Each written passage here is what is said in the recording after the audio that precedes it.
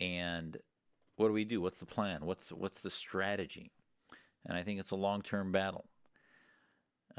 But at the end of the day, I think that each one of us, if we understand what we're up against, just like in the Cold War, we finally heralded the resources of our government, media, to understand that the American Communist Party is, they have rights as citizens, etc., but they're not allies in figuring out a strategy against the Soviet communists because they drink from the same trough. So ultimately, that's not to say that in any way McCarthy was right on any of his points, other than the fact that communism was a threat. But the American communists were not allies. American Islamists are not allies. And I hope here at this program you realize that American patriotism, American security, a belief in American constitutional republic and who we are, is going to be bolstered, strengthened by not only understanding our enemies better, but understanding who we are.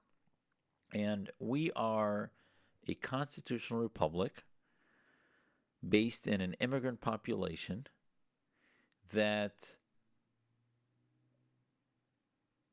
ultimately, I believe, is the best system of government on the planet. It allowed me to be more Muslim, more independently Muslim than any Muslims I know that live in other countries, in the Middle East, and especially Muslim majority countries, because their form of Islam was dictated to them.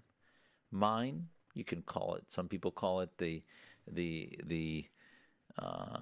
buffet Muslim that picks and chooses what he wants or she wants.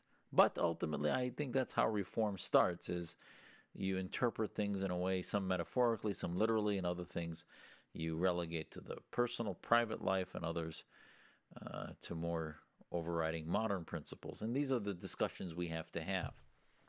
And I hope here you continue to give me the latitude to have them so that we can leave a legacy together of, I think, the biggest gift of America from its own Judeo-Christian tradition is an understanding of how to come to terms with modernity and reject theocracy while embracing the best of your religion.